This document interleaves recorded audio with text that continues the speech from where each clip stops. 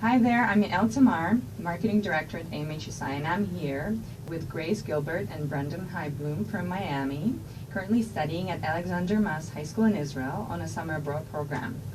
So guys, I hear you met at camp. Yes. And how long have you known each other? For like 10 years. Yeah, for like 10 years, since 2006. Yeah. Wow, that's amazing. Who decided to come on AMHSI first? I think I did just because my mom went here when she was a teenager, and then my brother came also, so I signed up, and then I encouraged a lot of my camp friends to come with me also. Yeah, I would say that her conviction is what probably got me most going here. That's really cool. So did your mom have fun and your sister? Yeah, she loved it, and my brother had a great time, and I just remember them telling me stories and showing me pictures, and I just couldn't wait. I was signed up for 2 years in advance, and I was always excited and ready for this experience. That's awesome. And what was the highlight of the program for you so far, Grace? I think the highlight was really embracing my teacher and the education that we are given, because we learn in a class, and it's one thing to learn in a class, but then to go see what you learn, it just really puts the whole program together. And I think experiencing the program with new people, also old friends, I've had friends for 9 years here, experiencing it with them and not your original friends that you spend every day with, I think that makes it a huge highlight because you learn more about yourself in the process. So have you changed in any way since you've come on AMHSI? I think I definitely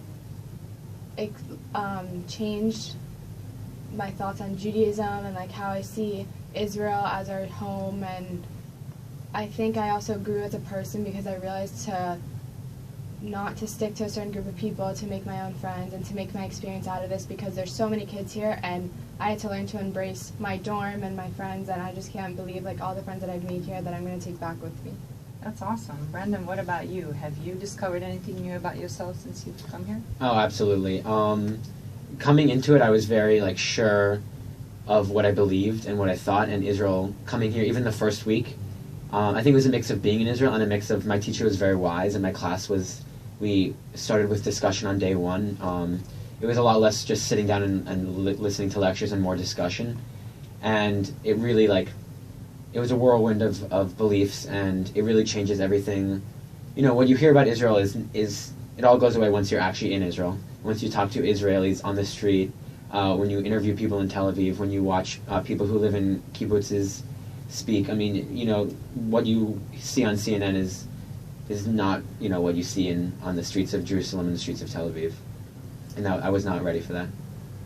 Great. So let's talk a little bit about something that's called must moment. It's that moment where you say, wow, this is amazing. I wish I'd known that before. Did you have anything like that, Grace? I think my must moment just recently happened when my dorm, Friedman, and another dorm spent Shabbat at the Kotel. And it was our second trip there, but it was also Shabbat. And what made it so special was that we walked in, the sun was just setting, and every single inch of the place was taken up by a person. And we walked in, and the girls are separated and the guys are separated, but to walk in onto the girls' side and to see my group from America form a circle and pray, and then we see another group from America, and then Israeli soldiers join in with us.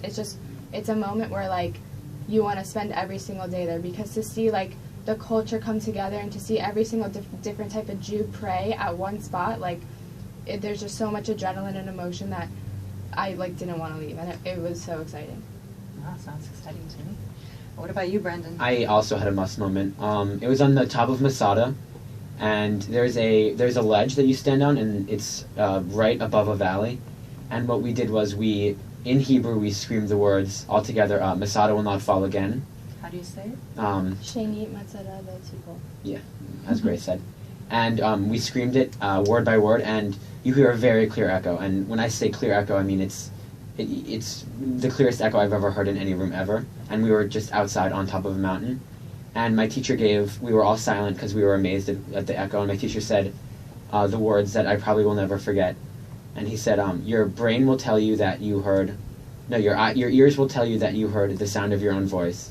And your brain will tell you that you heard the echoes bouncing off the mountains, but realistically you actually saw the defenders of Masada thousands of years ago.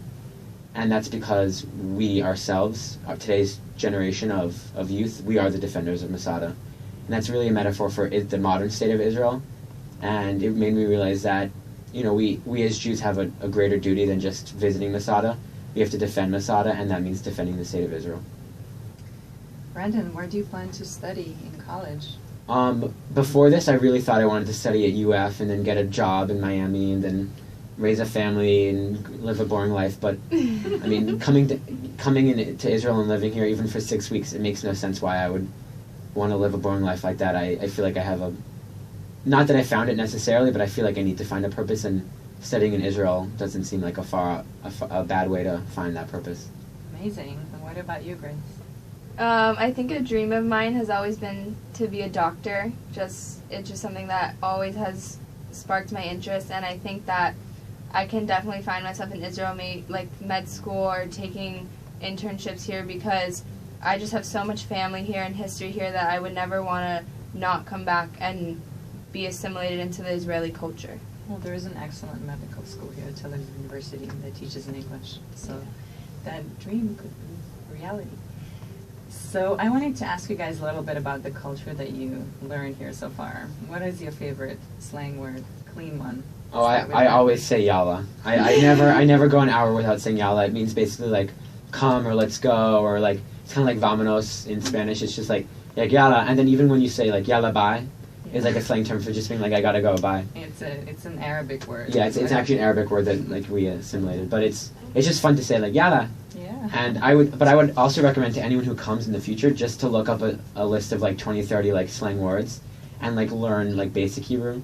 Yeah. Just like, when you're ordering shawarma in town, it's good to know like how to like how to look like an Israeli. How to look like an Israeli. Okay. I don't know if I have one. I should look up the list. Okay, so that's your assignment for next time. Yeah. And what else would you recommend them, Brandon? Anybody who comes on AMHSI, what else would you recommend? I would recommend listening to people when they say it's the best experience of your life. But more importantly, you're going to find that out for yourself. But more importantly, keep a journal. And if not, I didn't actually keep a journal, but I kept on my phone, like in Notes, the app Notes. I kept just like whenever a funny moment would happen, whenever a great experience would happen. Like we were, like in a cave and like there was complete darkness. I just thought that was amazing. I would just pull up my phone, write down who I was with, when it was, and what we were doing. And I have like 40 things on my notes list that it's just, in a couple years when I won't remember the exact moments, I can look at that and just smile and maybe like text a friend I was with and be like, hey, I'm thinking about you and our time in Israel. Share it with us. We'll post it on our blog. Yeah.